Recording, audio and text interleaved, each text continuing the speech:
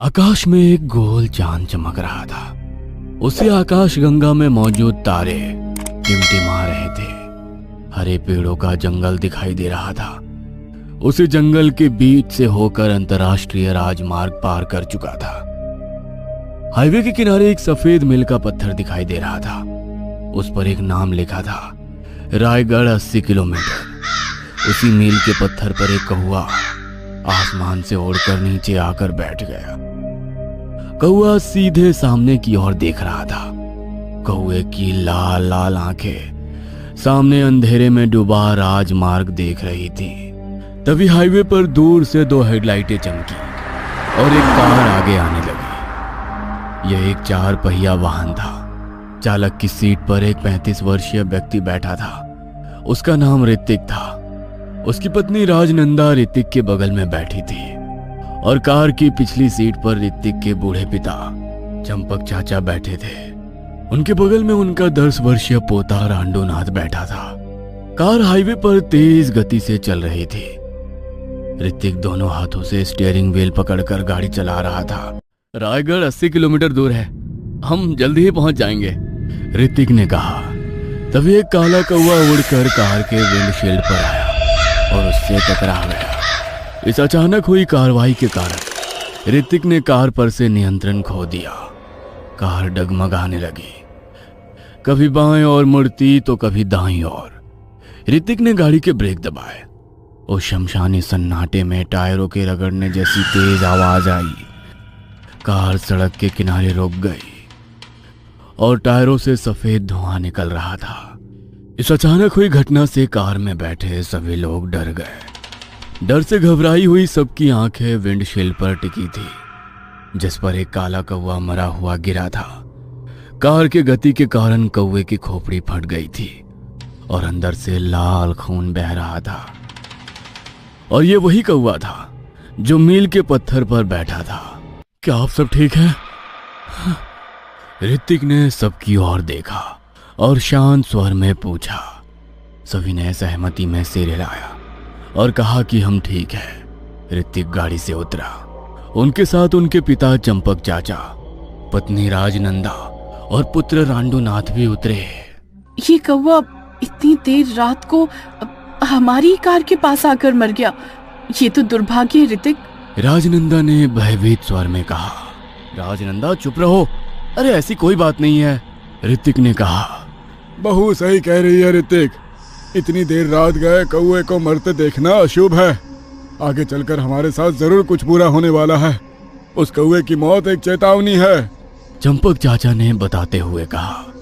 लेकिन ऋतिक ऐसी बातों पर विश्वास नहीं करते थे। बस करो पापा, मैं इन चीजों पर विश्वास नहीं करता। जैसे ही ऋतिक ने ये कहा, उसने सड़क किनारे से एक छड़ी उठाई और खून से सने मृत कौवे को विंडशील्ड से दूर फेंक दिया। चलो कार में बैठो, हमें अभी बहुत दूर जाना है, ऋतिक ने कहा। सभी लोग वापस कार में बैठ गए, लेकिन राजनंदा और चंपक चाचा दोनों डरे हुए थे। उन्हें मन ही मन लग रहा था कि कुछ बुरा होने वाला है। 10 से 15 मिनट के बाद ऋतिक ने राजमार्ग के बाईं ओर एक सड़क देखी। सड़क के किनारे जमीन में गड़ा एक सफेद बोर्ड दिखा, जिस पर लिखा था, रायगढ़ शॉर्टकट। उसी सड़क पर एक तख्त के नीचे एक भिखारी खड़ा था। उसके बदन पर फटी बनियानी थी, नीचे फटी निक्कर, बाल बढ़े हुए थे, चेहरे पर लंबी दाढ़ी थी।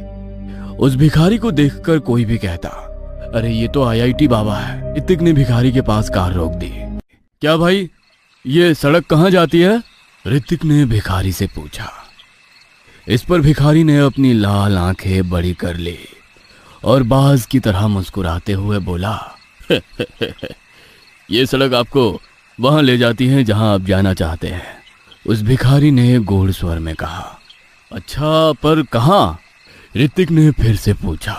ये सुनकर भिखारी की मुस्कान गायब हो गई और उसके चेहरे पर एक गहरी गंभीर अभिव्यक्ति फैल गई और उसने गंभीर स्वर में कहा, मौत। उस भिखारी की ये बातें सुनकर कार में बैठे राजनंदा और चंपक चाचा दोनों ही डर गए। उनकी आंखें डर से बड़ी हो गई मजाक कर रहा हूँ सेठ जी, ये सड़क आपको रायगढ़ ले जाएगी। आइए, मुझे देसी शराब पीने के लिए 50 रुपए दीजिए। भिखारी की बात सुनकर ऋतिक और रांडूनाथ दोनों हंस पड़े। ये तो बहुत बढ़िया मजाक है। ये कहते हुए ऋतिक ने अपनी जेब से भिखारी को 100 रुपए का नोट दे दिया। जाओ ऐश करो, ऋतिक ने कहा। उसी भिखारी ने अपनी जेब से 50 रुपए का नोट निकाला और ऋतिक को दे दिया। मेरा भीख मांगने में नियम है, मैं जितना मांगता हूँ उतना ही लेता हूँ। भिखारी पीले दांत दिखाते हुए मुस्कुराया और कार स्टार्ट की और लाल टेल लाइट दिखाई दी और कार साइलेंसर से काला धुआं छोड़ते हुए चली गई। भिखारी अभी भी उस शॉर्टकट सड़क पर खड़ा था, लेकिन उसका रूप पहले से अलग दिख रहा था। उसके चेहरे पर एक जानलेवा मुस्कान थी। उसकी आंखें लाल हो गई थीं, जैसे कि उनमें खून भर गया हो। उसका चेहरा लाश की तरह सफेद हो गया था। उसकी नाक किसी चुड़ैल की तरह बड़ी हो गई थी। मैंने उनसे 50 रुपए लेकर मौत का टिकट खरीद लिया। चकवा चकवा हूं मैं। वो भिखारी एक धोखेबाज छलावा भूत था। उसने ऋतिक की फैमिली को अपने जाल में फंसा लिया था। अब मौत का खेल शुरू होने वाला था। अचानक भिखारी का शरीर सफेद राख में बदल गया और 50 रुपए का नोट हवा में गोल गोल घूमता हुआ जमीन पर गिर गया और उस नोट के आगे कोई रास्ता या शॉर्टकट नजर नहीं आ रहा था। हाईवे पर ऋतिक की कार तेजी से दौड़ रही थी। ऋतिक, मुझे वो भिखारी बिल्कुल भी अच्छा नहीं लगा, राजनंदा ने कहा। राजनंदा? अरे वो भिखारी है, अंबानी नहीं। उसके कपड़े और पहनावे वैसे ही होते हैं, उसमें ऐसा क्या है जो डर लगे? ऋतिक ने कहा। पिछली सीट पर बैठे रांडूनाथ अपने स्मार्टफोन ये छलावा क्या होता है? रांडूनाथ ने अपने दादाजी से पूछा। तभी चंपक चाचा ने कहा, छलावा एक चाल होता है रंडू, इसे चकवा भी कहते हैं। एक भयानक भूत होता है। ये रात में जंगल और राजमार्गों पर घूमता है। यह अपने शिकार को धोखा देता है और जब इसका मन भर जाता है तो वो चकवा है छलावा अपने शिकार को बेरहमी से मार देता है। अपने दादाजी के मुंह से ये भयानक खबर सुनकर रंडू थोड़ा डर गया। कार उस काले राजमार्ग पर तेजी से चल रही थी। उसकी पीली हेडलाइटें रास्ता दिखा रही थी। ऋतिक ड्राइवर की सीट पर बैठा था। फिर उसकी नजर सड़क के किनारे थोड़ी दूर चली गई। वहां एक चाय की दुकान थी। दुकान पर 70 वर्षीय चाय विक्रेता था। गैस पर रखा गया कप में चाय उबल रही थी। नल के नीचे काले अक्षरों में दुकान का नाम लिखा था, डॉली चाय वाला। एक बार पी लोगे तो वापस नहीं आओगे। कार चाय की दुकान के पास से गुजरी। थोड़ी देर बाद ऋतिक को एक चाय की दुकान दिखी। दुकान पर एक अधेड़ उम्र का 45 वर्षीय चाय विक्रेता गैस चूल्हे पर रखे बर्तन में चाय हिला रहा था। स्टॉल के नीचे काले अक्षरों में स्टॉल का नाम लिखा था, डॉली चाय वाला। एक बार पी लोगे तो वापस नहीं आओगे। ऋतिक ने एक बार फिर से चाय की दुकान को नजरअंदाज कर दिया और कार तेजी से वहां से निकल गई। ठीक वैसे ही 10 मिनट बाद एक बार फिर ऋतिक ने फिर से वही दुकान देखी, लेकिन अब एक 20 वर्षीय गोरी रूसी लड़की उस दुकान पर चाय हिला रही थी और स्टॉल के नीचे नाम है, रूसियन चाय वाले का स्पेशल चाय। हे भगवान, रूसी चाय? लेकिन 6000 रुपए की ये चाय कौन पिएगा भाई? ऋतिक ने खुद से कहा और कार उस चाय की दुकान के पास से भी गुजरी और आगे बढ़ गई। और जैसे ही गाड़ी आगे चली गई, वो दुकान जो छलावा का भ्रम था वो सफेद धुआं उड़ाते हुए गायब हो गया। पापा, मुझे बहुत भूख लगी है। पीछे से रांडूनाथ की भूखी आवाज आई। ऋतिक, मुझे भी भूख लगी है, राजनंदा ने कहा। इन दोनों की बात सुनकर ऋतिक ने आगे रुकने के लिए कोई ढाबा या होटल तलाशना शुरू कर दिया। 5-10 मिनट बीत चुके थे। सड़क बहुत शांत थी। वहां ऋतिक की कार के अलावा कोई नहीं था। तभी ऋतिक को सड़क के किनारे एक ढाबा दिखाई दी। ढाबे का नाम था जियो ढाबा। जितना चाहो खाओ, झोपड़ी के बाहर 5-6 बिस्तर लगे थे जिन पर लोग बैठकर खाना खा रहे थे। ऋतिक ने शेड के पास कार रोकी। उसका परिवार कार से बाहर निकल आया। वो ढाबे पर आया और एक बिस्तर पर बैठ गया। एक वेटर ऑर्डर लेने आया। क्या चाहिए सर? वेटर ने अपनी गहरी ठंडी आवाज में कहा। ऋतिक ने 4 पूरी भाजी का ऑर्डर दिया और वेटर ऑर्डर लेकर चला गया। बेटा मैं अभी आया।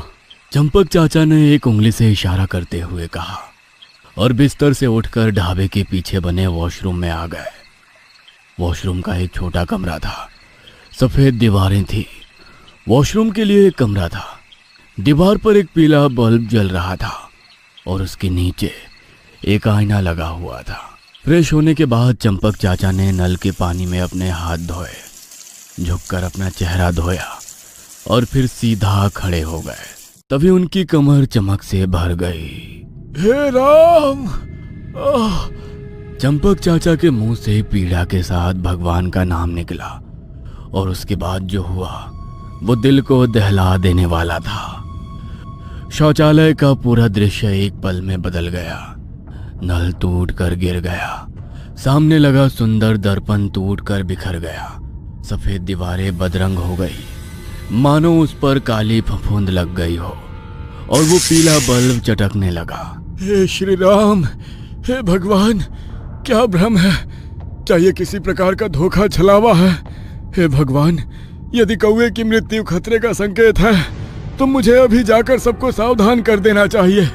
चंपक चाचा जल्दी से शौचालय से बाहर भागे। जैसे ही उन्होंने बाहर का दृश्य देखा, उनके पैरों तले जमीन खिसक गई। उनकी आंखें भय से फैल गई। उनके अंग कांपने लगे। कभी छत जो पहले बिल्कुल नई और रोशनी से सजी हुई दिखाई देती थी, अब एक जीर्ण शीर्ण पुराने खंडहर की तरह दिख रही थी। छत ढह गई थी। ढाबे के बाहर रखी खाट टूटी हुई थी। उसी टूटे हुए बिस्तर पर ऋतिक, राजनंदा और चंपक चाचा का पोता रांडूनाथ बैठा था। चंपक चाचा जल्दी से अपने परिवार के पास आए। बच्चों जल्दी यहाँ से उठो, यहाँ बहुत खतरा है। चलो जल्दी से यहाँ से निकलो। चंपक चाचा ने जल्दी से कहा। ऋतिक, राजनंदा और रांडूनाथ सभी ने उन्हें अविश्वास देखा। बाबा आप क्या बातें कर रहे हैं? देखिए यहाँ खाने के लिए इतने सारे लोग हैं, ढाबे पर लाइट जल रही है और आप क्या कह रहे हैं? ऋतिक ने कहा। ऋतिक, राजनंदा और रंडू तीनों उस भ्रम से धोखा खा गए थे। उन तीनों को झोपड़ी एकदम नई लग रही थी और जो आत्माएं मर चुकी थी और उस भ्रम में फंस गई थी, वो बिस्तरों पर बैठी और खाना खा रही थी। लेकिन चंपक चाचा को उसमें कुछ भी दिखाई नहीं दिया। उन्हें केवल टूटी हुई छत, क्षतिग्रस्त बिस्तर ही दिखाई दिया। यह सब धोखे हैं, भ्रम है। बच्चों आप सब एक काम करो, श्री राम जी का नाम लो तो वो धोखे का भ्रम जाल टूट जाएगा और आप सबको हकीकत दिख जाएगी। चंपक चाचा के शब्दों पर सभी ने हाथ जोड़ लिए, आंखें बंद कर ली और एक स्वर में भगवान श्री राम का नाम लिया। जय श्री राम। धीरे धीरे एक एक करके सभी ने अपनी आंखें खोली और जैसे ही उन्होंने आंखें खोली, सभी के जबड़े खुले रह गए। उनकी आंखें गेंदों जितनी बड़ी हो गईं। 2 सेकंड में उनके आसपास का पूरा दृश्य बदल गया। ढाबा बहुत पुराना और बेकार लग रहा था। उस झोपड़ी की रोशनी गायब हो गई थी। झोपड़ी के बाहर रखी खाटें टूट गई थी। उसके आसपास के लोग अचानक गायब हो गए थे। अब उस ढाबे पर केवल भी 4 लोग ही मौजूद थे। हे भगवान, ये तो भयानक है, ऋतिक ने आश्चर्यचकित स्वर में कहा। छोटा रांडूनाथ डर गया और अपनी मां की गोद में जा गिरा। तभी ढाबे पर से वही वेटर दूर से उन दोनों की ओर आते दिखाई देने लगा। वेटर के हाथ में एक ट्रे थी, उस पर एक गोल प्लेट रखी थी। वेटर के सिर के बाल अब सफेद हो चुके थे, उसकी आंखें सफेद हो चुकी थी और उसमें काले धब्बे थे। वह भूत की तरह चलता हुआ इन चारों के पास आया। उसने ट्रे सबके सामने रख दी। ए लो, खाओ, वेटर जोर से चिल्लाया। राजनंदा ने ट्रे से गोल प्लेट उठाई और जैसे ही उसने प्लेट उठाई, सामने का दृश्य देखकर उसकी आंखें फटी की फटी रह गईं और वो जोर से चिल्लाई। उसका मुंह खुला का खुला रह गया। ट्रे के अंदर एक महिला का कटा हुआ सिर था। सिर से लाल खून बह रहा था और उसके दोनों हाथ कटे हुए थे। रूसी व्यंजन, रूसी पकवान खा लो। वो भयानक भूत जोर जोर से हंसने लगा और वहां से गायब हो गया। वो दृश्य देखकर सभी के चेहरे भय से सफेद हो गए। राजनंदा, पापा, जल्दी से यहां से निकलें। सभी लोग कार की ओर दौड़े। कार में बैठे और कार स्टार्ट की। 2 गियर डालकर कार को हाईवे पर डाल दिया। जो घटना घटी थी उससे सभी की छाती धड़क रही थी। कार सड़क पर तूफान से भी तेज गति से दौड़ रही थी। तभी इन चारों ने सड़क के किनारे पड़े भिखारी को देखा। उसका चेहरा काला और नीला था। उसकी आंखों की लाल पुतलियां उन चारों को देख रही थी। रुको, मुझे ले चलो, मुझे भी अंदर लो। ऐसा कहकर वो छलावा भूत उन चारों के पीछे भागने लगा। राजनंदा ने कार के साइड मिरर से पीछे देखा और कहा, गाड़ी तेज चलाओ ऋतिक, वो पीछे से आ रहा है। कार सड़क पर थी। वो भाग रही थी लेकिन उसे बाहर निकलने का कोई रास्ता नहीं मिल रहा था। वो छलावा कार के पीछे भाग रहा था। चुपके से इधर उधर घूम रहा था। वो कभी झाड़ियों में दिखता तो कभी गाड़ी के पास। वो हंसते हुए इशारे करते हुए इधर उधर दौड़ रहा था। देख, हमें धोखा दिया गया है। उस छलावे ने हमें पकड़ लिया है। अब कोई बचने का रास्ता नहीं है। पिछली सीट से चंपक चाचा बोले। पर कोई तो समाधान होगा पिताजी। राजनंदा ने तुरंत कहा। तभी ऋतिक को याद आया। कुछ समय पर रंडू ने YouTube पर सेव किया हुआ वो वीडियो फिर से देखा और कहा, चालबाज छलावा भूत अपने शिकार को धोखा देकर अपनी कोई चीज उन्हें दे देता है या शिकारी उसे अनजाने में अपने पास रख लेता है। अगर आप उस चीज को जला देते हैं तो चालबाज छलावा भूत आपको छोड़ देता है। रंडू की बात सुनकर ऋतिक राव को उस भिखारी का दिया हुआ 50 रुपए का नोट याद आ गया। ऋतिक ने जल्दी से अपनी जेब में हाथ डाला और वो 50 रुपए का नोट निकाला तथा उसे लाइटर से जलाया और साइड की खिड़की से बाहर फेंक दिया। नहीं! छलावा जोर से चिल्लाया।